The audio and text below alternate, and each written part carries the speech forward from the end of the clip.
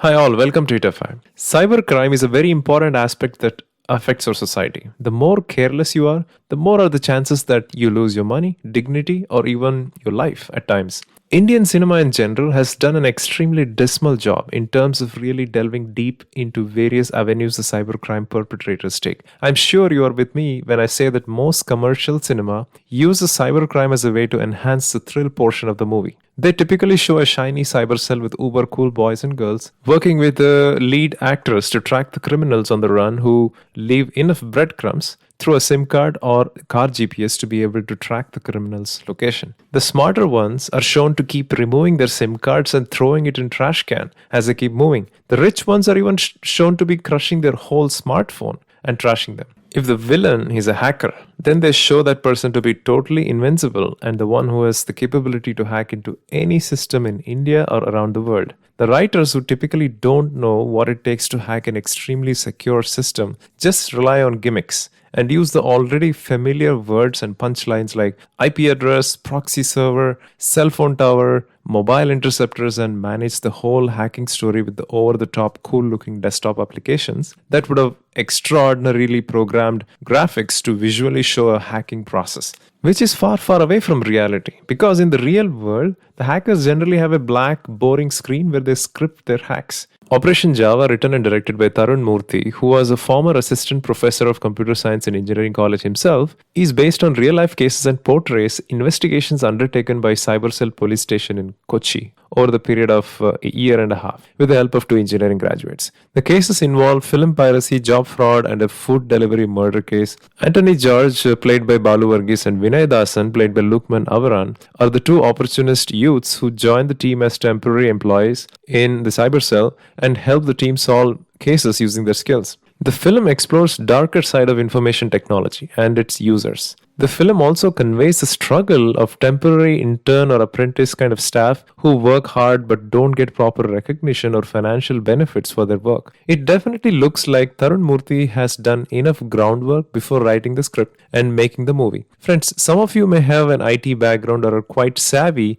with using computers or at least phones. Now, cybercrime investigation is a totally different ballgame or an art by itself. It takes immense practice to be ahead of the curve when plotting to crack a case. Most of this movie revolves around the sub-inspector and ASI and police officials specialized in cybercrime in Kochi, Kerala. As always, some of them are treating it as a regular 9 to 5 job, and some of them go out of their way to help solve the cases. The cybercrime being a unique field within police department itself, some of these officers find it hard to fit in and are not able to let go of their police ego and stick to that rude way of dealing with people or situations. Anthony and Vinay Dasan were relatively new, who make an extremely low-key entry into the plot, somehow work their way and crack a chance to present their slide deck to the SI, ASI, and other police officials to make a strong case to reopen a film piracy case. The most endearing thing about this movie is the fact that no matter how heroic Vinay and Anthony's role is in solving multiple cases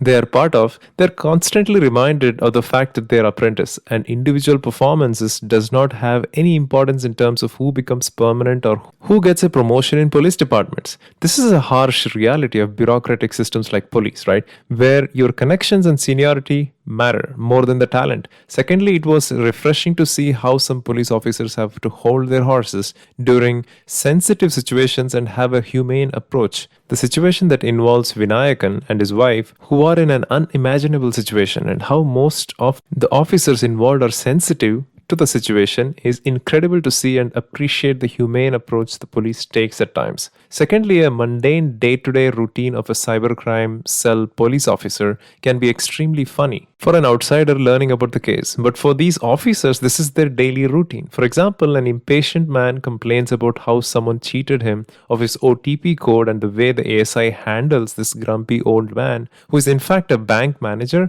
of a reputed bank with utmost dignity, is handled quite well. I must say the lead actors of Operation Java have done a decent job in portraying what they do. They embody everything that joblessness can bring in, be it mentally or physically. They are humble, opportunistic, hardworking, yet constantly reminding themselves how big a failure they are. Binu Papu was a revelation for me, and Irshad does his role quite well. I thought Prashant Alexander, as the mean police officer always demeaning the youngsters, was pretty good as well. Don't need to talk about Vinayakan's performance, and I think this must have been a cakewalk for him. Shine Tom Chaco, who plays the circle inspector in this last episode, gave a cracker of a performance. Shine is another underrated actor who needs to be given more attention and discussed more. The range of characters he's been playing off late is simply mind numbing. Now, talking about the negatives. In general, I wouldn't say this is a cinematic marvel. It is an honest attempt, but at times it gets a little too cheesy. For instance, the second episode where they capture a couple of goons from Tamil Nadu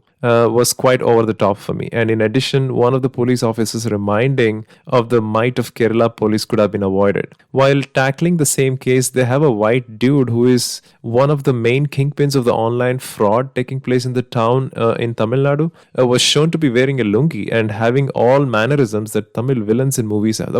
While that idea was quite creative, funny, and intriguing, I thought the makers should have explored that character a little more because it was very interesting. So friends, as I end this video, I think Operation Java is a genuine effort to make the audience familiar with the major chunk of online fraud to which the common man in India and around the world is falling prey to. I don't think there is any other movie in Indian cinema that conveys this so eloquently. So let me know your thoughts on this movie and talk to you soon with another topic. Subscribe to this channel if you haven't done so, and please consider liking this. Thank you. Bye.